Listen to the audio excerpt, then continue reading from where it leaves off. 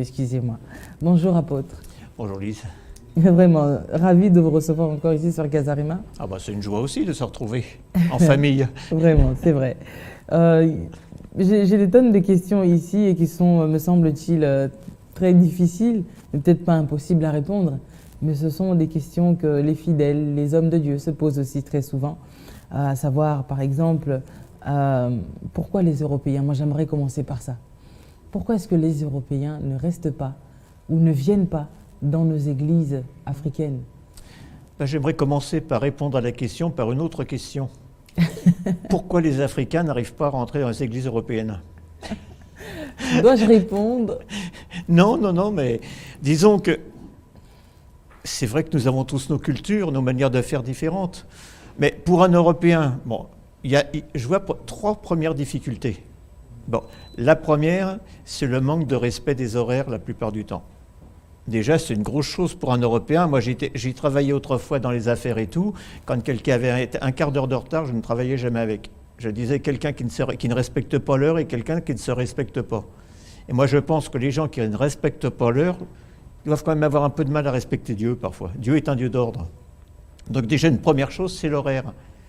La deuxième chose, souvent, c'est que... Alors, on parle des Africains, bon, ne noyons pas les Africains, parce que finalement, quels que soient les... On travaille avec des églises cambodgiennes au Cambodge ou en France, ou les Asiatiques, ou les Antillais et tout, c'est pareil. C'est que beaucoup essayent de reproduire en France ce qu'ils ont quitté dans leur pays. Donc, quand un Français va dans une église, par exemple antillaise ou congolaise, et qu'il entend tout un culte en lingala ou en créole ou en khmer pour les Cambodgiens, s'il n'y a pas de traduction, ça pose un problème, il ne va pas rester.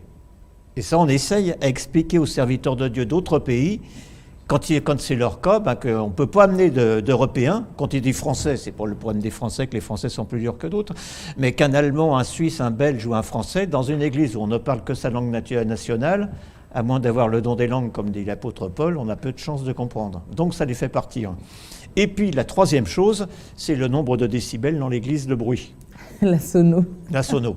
Je vais devoir aller bientôt dans une église où je suis invité, j'ai peur de ne pas pouvoir rester pendant la louange. Parce qu'il y a une sono tellement forte que même médicalement, personne ne devrait écouter ce genre de sono, quoi. Puisqu'on sait que la sono ne devrait jamais dépasser 90 décibels pour des raisons médicales. Or, j'ai vu des églises qui dépassent largement les 110 décibels. C'est-à-dire que c'est l'équivalent d'un réacteur d'avion au décollage. Et donc, peut-être que nos frères et sœurs de différents pays ont des oreilles qui ont été faites avec des filtres spéciaux, mais pour les Européens, c'est un gros problème. Et